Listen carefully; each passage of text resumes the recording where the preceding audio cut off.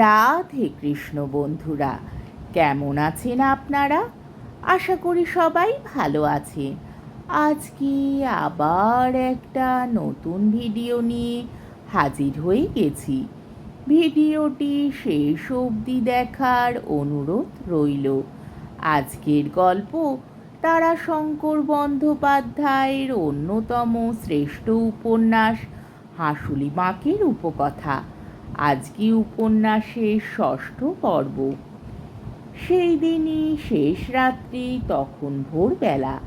ঘুমের ঘোরের মধ্যে আর্তনাদ করে উঠল বনোয়ারি। তার স্ত্রী গোপালীবালা চমকে জেগে উঠে তাকে ঠেলা দিয়ে ডাকল, ওগো, বলি ওগো ওগো। ফাল্গুন মাসের শেষ, 20 তারিখ পার হয়ে গিয়েছে। কঠিন মাটির দেশ। এরই মধ্যে এখানে বেশ গরম পড়েছে। সন্ধ্যাবেলা বেশ গরম ওঠে, কিন্তু শেষ রাত্রে শীত শীত করে। বনোয়ারি বলে গা শিরশির করে। সমস্ত রাত্রি বনোয়ারির ভালো ঘুম হয় নাই। শেষ রাত্রে গায়ে কাঁথাটা টেনে নিয়ে আরামে একটু ঘুমিয়ে পড়েছিল। হঠাৎ বু বু করে চিৎকার করে উঠল। গোপালীবালা তাকে ঠেলে তুলে দিলে, ওগো ওগো।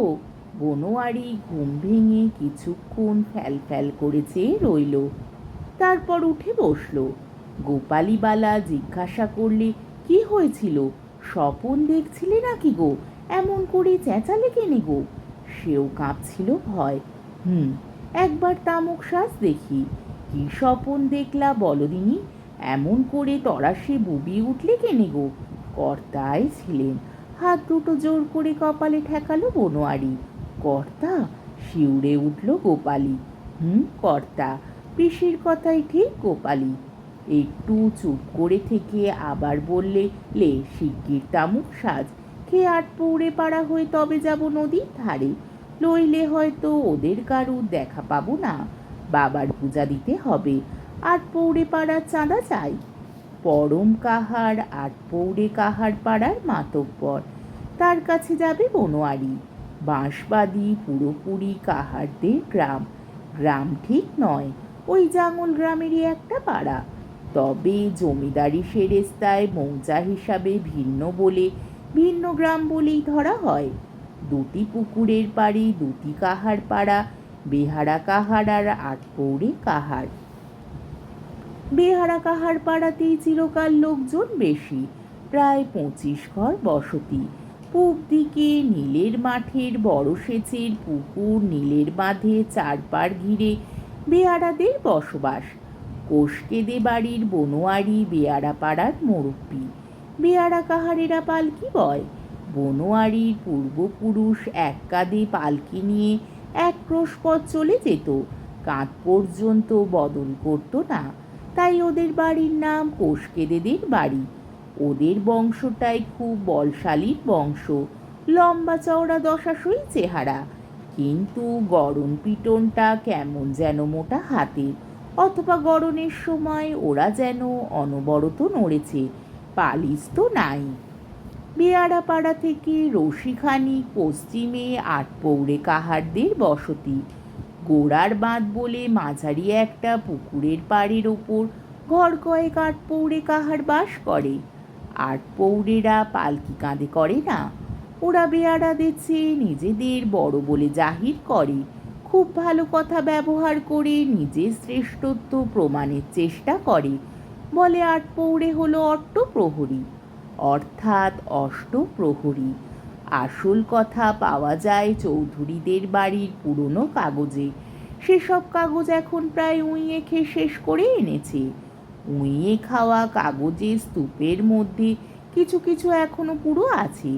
তার মধ্যে 1224 থেকে 26 সালে থোকা জমাওয়ালিশ বাকি থেকে পাওয়া যায় গোটা বাঁশবাদী মৌজাটাই ছিল পতিত জমি।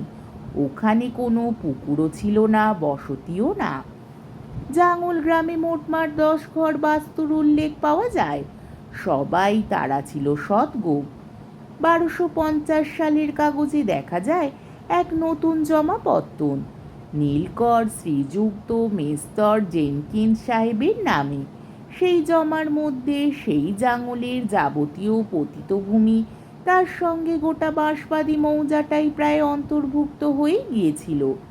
জাঙলের পশ্চিম দিকে উঁচু ডাঙার উপর এখনো কুঠিবাড়ি, ধ্বংসাবশেষ এবং হ্রদের পুকুরে জল পাকা নালা বেয়ে এসে নীল পচানো পাকা চৌবাচ্চাগুলি ভর্তি করে দিত।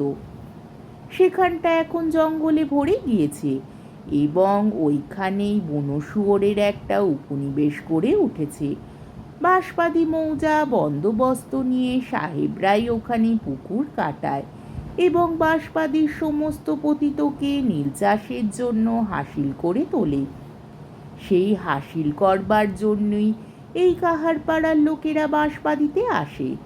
এসেছিল অনেক লোক, তার মধ্যে এই কাহার কয়েক ঘরই এখানে বসবাস করে। কয়েকজন পেয়েছিল কুঠিবাড়িতে চাকরি, লাঠি নিয়ে ঘুরত ফিরত, আবার দরকার মতো সাহেব মশাইদের ঘর দরে কাজ করত। এজন্য তাদের জমি দেওয়া হয়েছিল এবং এখানকার প্রচলিত রীতি অনুযায়ী 24 ঘন্টার কাজের জন্য চাকরানভোগী হিসাবে খেতাব পেয়েছিল অষ্টপ্রহরী বা আটপৌরে। বেয়ারারা কাহারদের দিয়ে নীলের জমি সেচ করবার জন্য পুকুরটা কাটানো হয়েছিল বলে ওটার নাম নীলের বাঁধ, আর গোড়ার বাঁধ নামটা হয়েছে গোড়া অর্থাৎ সাহেবদের বাঁধ বলে। পুকুরটার জল ভালো। ওই পুকুরে সেকালে কারুর নামবার হুকুম ছিল না।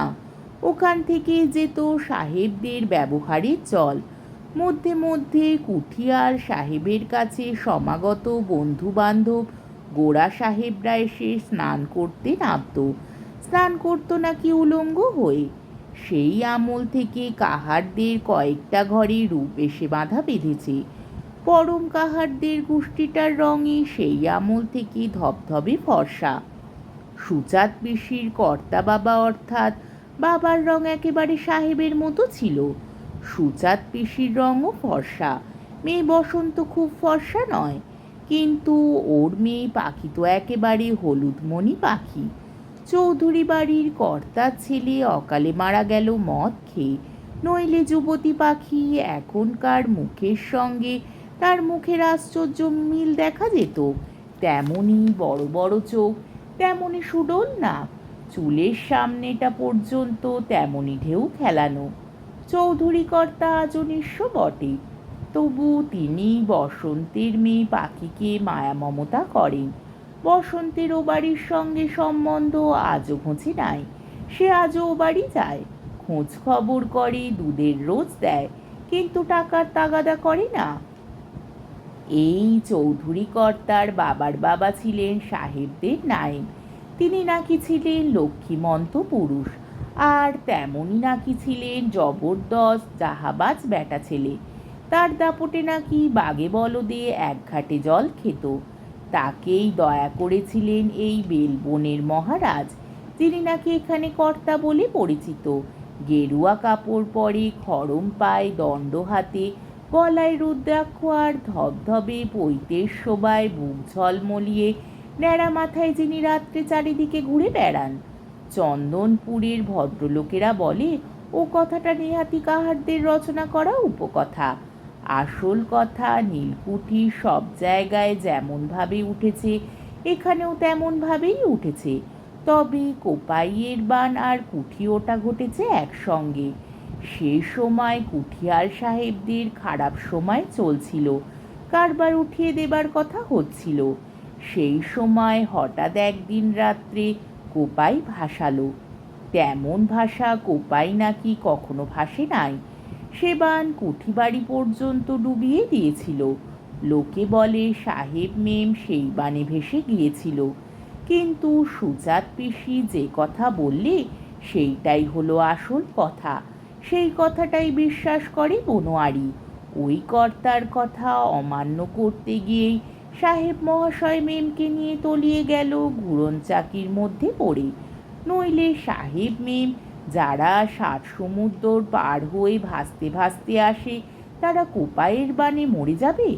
কর্তার লীলা, কর্তার ছলনা সব।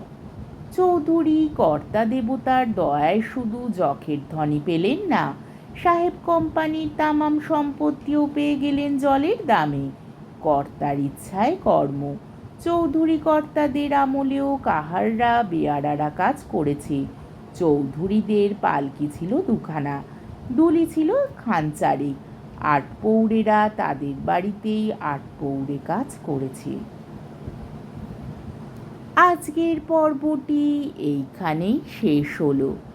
আমার ভিডিওটি যদি আপনাদের ভালো লেগে থাকে তাহলে আমাকে কমেন্টের মাধ্যমে আপনাদের মূল্যবান মতামত অবশ্যই জানাবেন এবং আমার ভিডিওটিকে লাইক ও শেয়ার করার ও আমার চ্যানেলটিকে সাবস্ক্রাইব করারও অনুরোধ রইল।